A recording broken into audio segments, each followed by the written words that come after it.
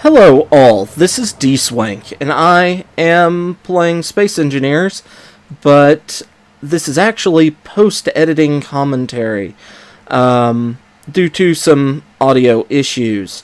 First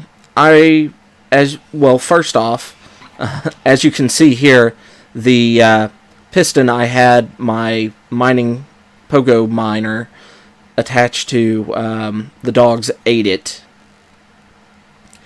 And secondly, this episode, Jonathan joins me, and he will be popping, Player Connected will be popping up on screen shortly. But I had a few issues with recording, and one was that my,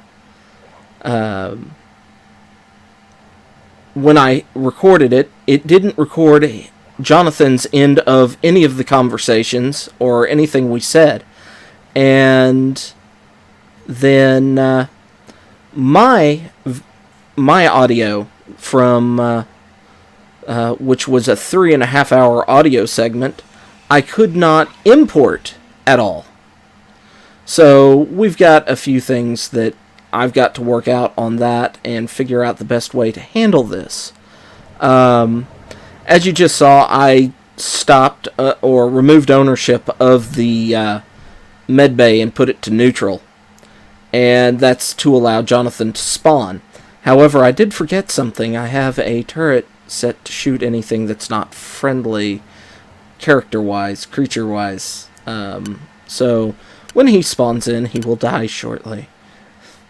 But at this point, we're having a conversation about how to get him to spawn in. So, and there he dies.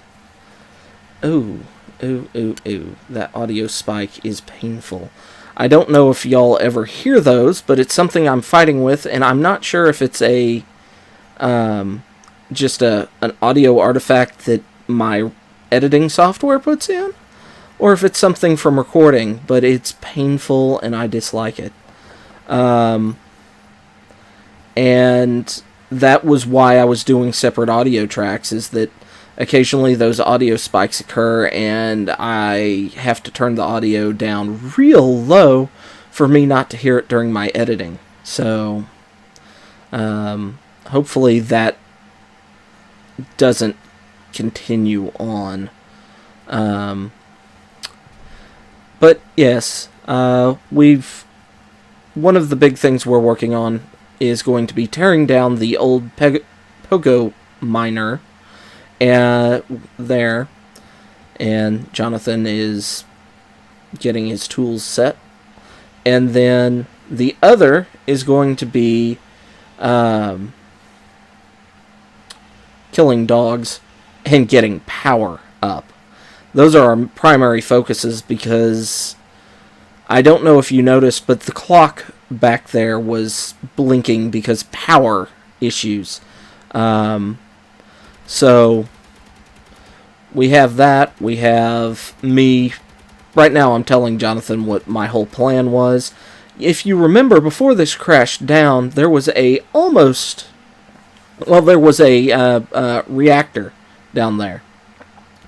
And I had gone out and gathered all the resources needed to build it, with the exception of the last 500 reactor components.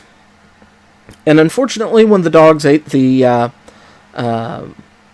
piston, it fell down and the entire reactor went poof. And that's the main reason why we're just tearing it down, is because it's too much of a resource issue. And at this point, I'm getting ready to get some resources together, go out and mine some alluvium so we can get platinum and get Jonathan some high-end tools and get myself a high-end grinder. However, I wasn't thinking, and our power issue meant we didn't have any battery power in the gyrocopter.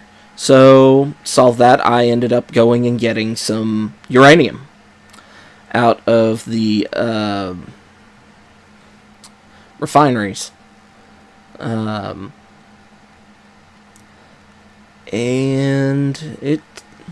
I'm not very efficient at this because I thought, no, it doesn't really matter because I'm going to be talking, or we're going to be having a conversation, and that's going to be the more important part of these videos.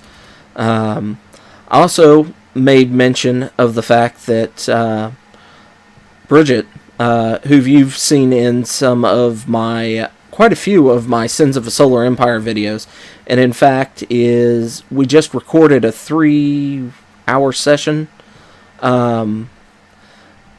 just before I started this, and that's going to be up on Saturday, or part of it is going to be up on Saturday anyway, but she has a new job starting the beginning of the month, and since Jonathan has the most fluid schedule, whenever he is free and it's in the evenings, she will be free to join us as well. So we'll have a 3-person Space Engineers survival playthrough going. Ooh, yeah. Because 3 is the magic number for Space Engineers survival series, you know? Because if you think about it, you have Sage, Aaron, Tazoo. Tazoo was replaced with Scott. Then you have Morphologist, XP Gamer, and Wasted Space. 3 of them. When XP Gamer did his series on that was more of the semi-scripted survival with Velfor and Altar. I can't remember his full name. And Tavi, that was 4. What happened? The series ended because he couldn't keep it up. What happened to my first series? Well, I only had 2 people commit to it. Me and Jonathan. What happened? It ended. So 3 is apparently the magic number. And yeah. So we'll be we'll be working on that relatively soon.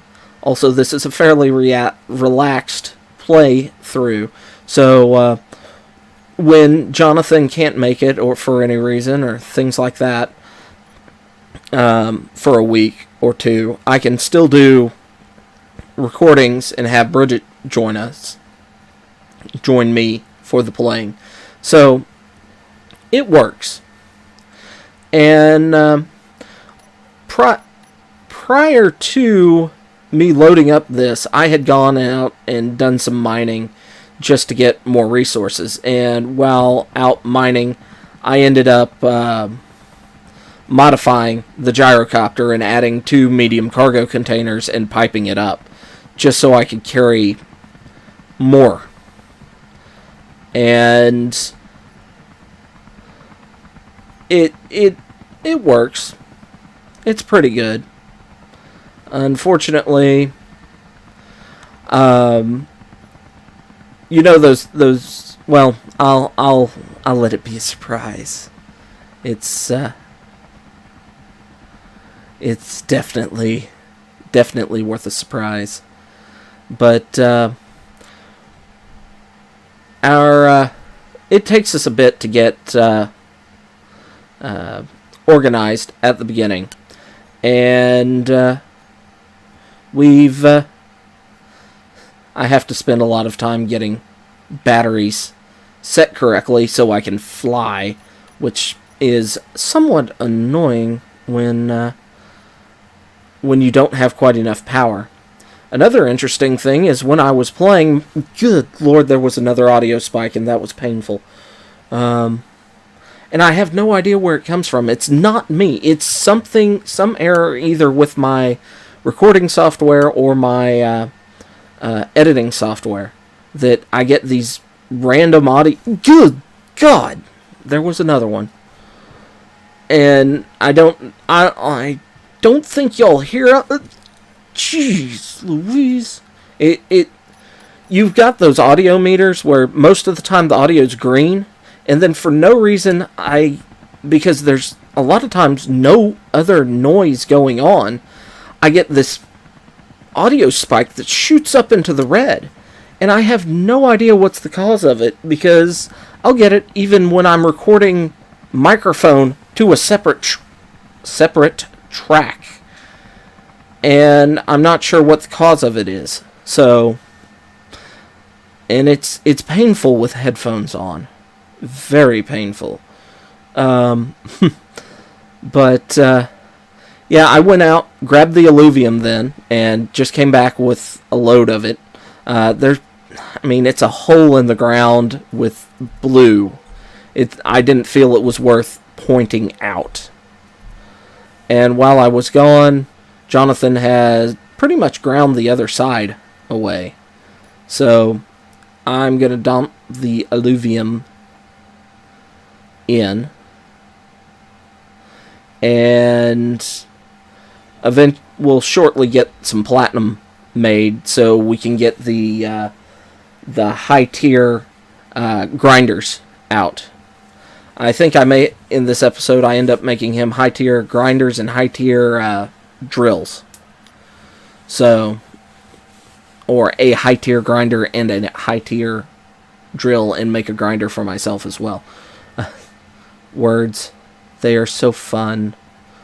But yeah, I spend a lot of time trying to monkey around with getting the resources processed. I discover carbon generates just hydrocarbon gas, which is very useful to know, because it doesn't really do... It's extremely slow, however, and that's frustrating for it to process. But, yeah, and now we've... that transition didn't work quite as well as I'd hoped. Here, we've finally ground the thing down and got it out of the way. So, one, I'm fighting doggies, and two, I'm building the footprint for the new windmill. Now, I never really talked about it, but the main reason why I have the windmill mod on here and am using them for power is because I set it for a full 24-hour day-night cycle. And batteries on their own do not supply enough power for... or unless you want an insane number of batteries, do not supply enough power on their own for... God, where is that other dog? I just hear him running around. Hung up on something. But, yeah, I build the windmills just so I can get the, have power other than batteries or reactors at this point. Because uranium is very hard to come by. Batteries don't last long enough to justify their charge if you have a 24-hour day-night cycle. So the windmill makes sense. And there's the gunfire in the background. That's a nice echoey noise. I do like the new audio. And seeing as this is Thursday, what did y'all think of the preview part of the Space Engineers release video today?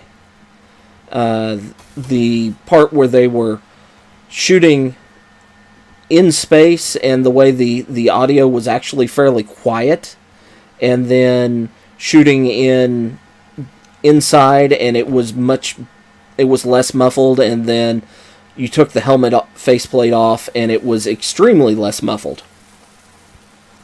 But yeah, we finally get the tower built and spend time moving all the resources over and we attach through this walkway that Jonathan is welding up. And that turns into an issue because, one, it's a huge resource sink, and two, the gun turret keeps shooting the bridge, so we lose contact with the resource. And throughout this, Jonathan and I both kill each other about half a dozen times by flying into each other or running out of hydrogen. It's not pretty. But we get the windmill done after several trips of resource grabbing, and it takes some time. And we had some fun conversations, but nothing to write home about. We did talk about Stellaris for a little bit. It was somewhat handy having somebody to be able to stand over here and quote the resources needed to get the windmill up and running, so I could just pick the exact amount needed to finish it off. But now that we have the windmill attached, we have steady power back at base. Now, after we got that set up, got to this point, I realized we were short on resources. Or we did. Such as iron and manganese, which in this mod is one of the required elements for producing steel plates. And so I put a passenger seat on the gyrocopter, and Jonathan and I go out to get some manganese. And it takes us a little bit to get the resources all set up and everything emptied. But we get over here. This is actually fairly close to the iron mine where we initially landed. And it's dark. And I don't know if y'all know this or not, but Jonathan is red, green, and probably any other type of colorblind. Because I don't know if we've discussed that or not, but the colorations that Space Engineers has for the ground, especially at night, is not advantageous for him. But yeah, he does a pretty good job keeping up with it, not letting it bother him, and not letting it hinder him as he plays. But he had an issue with Minecraft and not letting it work, the game not working for him because of it. So he ends up talking about the Feed the Beast mod on Minecraft and how he's actually playing now with the texture pack that it has. And he got killed by the dogs while I was discussing this, and he comes back with his jetpack and meets me back over here. And I start digging a tunnel down to the manganese, and he joins me fairly soon. About the time I come up out of here, he's back.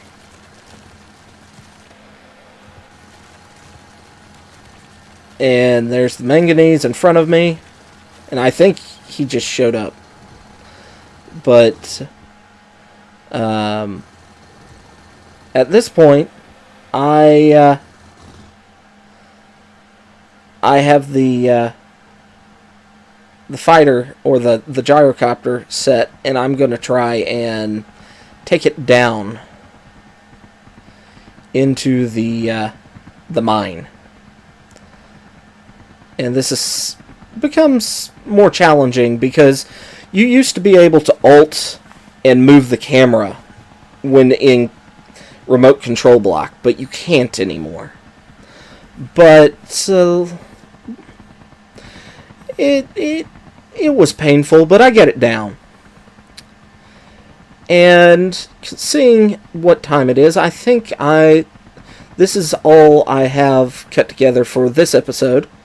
We See Me Land, but I hope you enjoyed this, and I'm sorry about the format that this one is taking.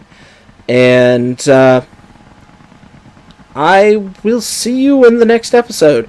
I'm hopefully going to cut these down enough that it's not... you don't sit through 3.5 hours of me post-edit orating. So, hope you enjoyed this. If you did, go ahead, hit like, subscribe. Share it around the internet. Let them know what's going on. And I will see you next time. Bye-bye.